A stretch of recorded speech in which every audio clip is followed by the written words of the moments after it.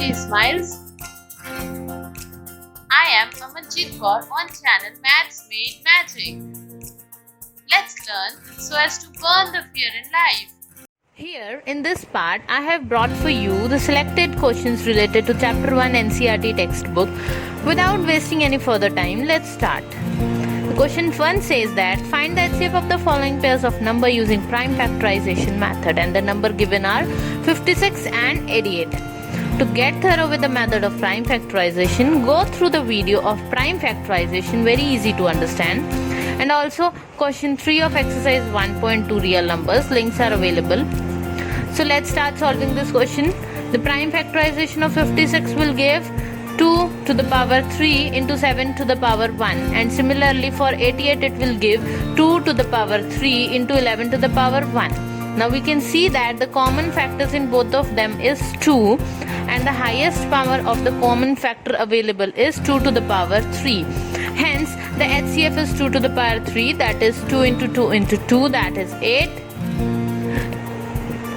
In similar way, try and solve 475 and 495. And another pair of number 70 and 30. Take time and solve the question to get the answers in cross-check it.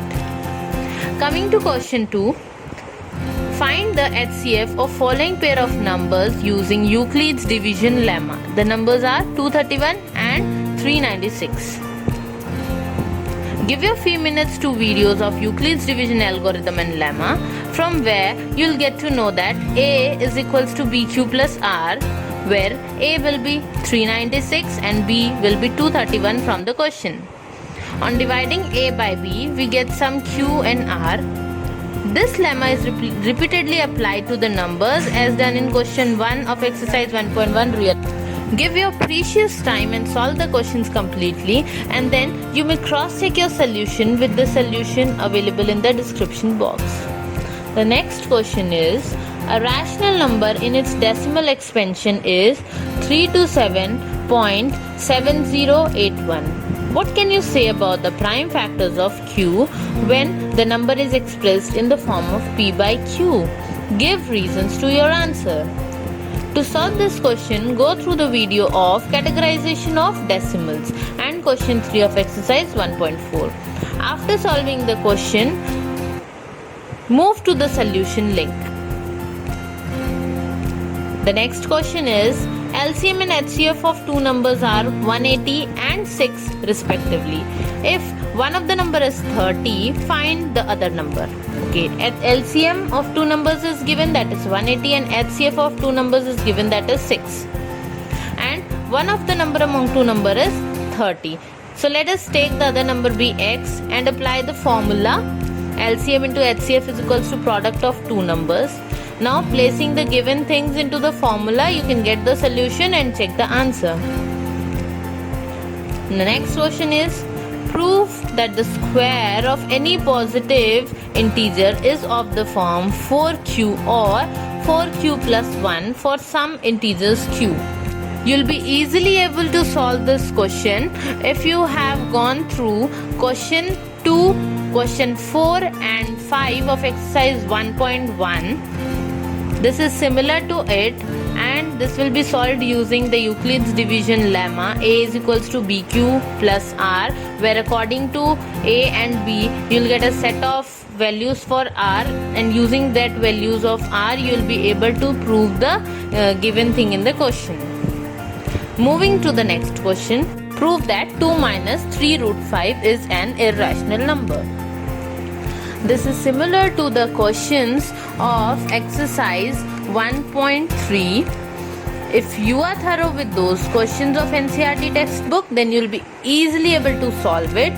Here, this question will be solved by the method of contradiction, where we will assume that the given number is a rational number and can be represented in the form of P by Q. On further adjustment, you will find that root 5 is equal to some equations comprising of integers, which is always not possible that root 5 is equal to some rational number. Here we will find some contradiction, and this contradiction will go false, and we'll be able to say that the given number is irrational number.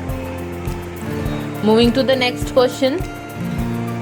The number 525 and 3000 are both divisible only by 3, 5, 15, 25 and 75. What is the HCF of 525 and 3000? Justify your answer. This is a really very easy conceptual question. You must be knowing the definition of HCF.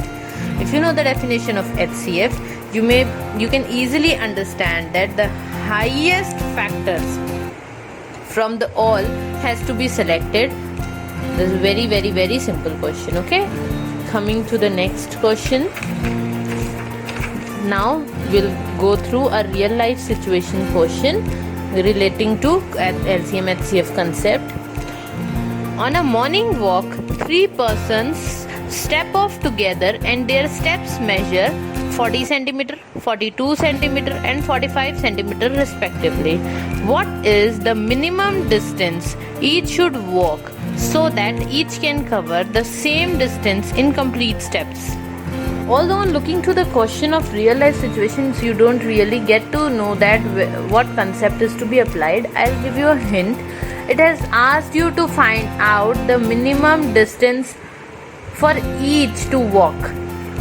How would you calculate the minimum distance? If you could remember that when various numbers are given and we ask for something minimum, then we are talking about least common factor. So just calculate the LCM of 40, 42 and 45. The number which you get as the LCM is the answer to this question. The next interesting question is, prove that 1 and only 1 out of n plus 2 and n plus 4 is divisible by 3 where n is any positive integer. Look, 3 numbers are given. One is n, second number is n plus 2 and third number is n plus 4, where n is the set of positive integers, and we need to show here that among the 3 given numbers n, n plus 2, n plus 4, only one is divisible at a time. The second or third is never divisible. So for this we'll do like that we'll place n is equals to 1 in the first case and then n is equals to 2 for second, and similarly we'll find out 7 to 8 sets for this numbers. And on looking to the numbers, on observation only, we can say that only 1 out of the 3 numbers is always divisible by 3. 2 or 3 numbers among one set is never ever divisible, hence you will be easily able to prove that. Coming to the next question.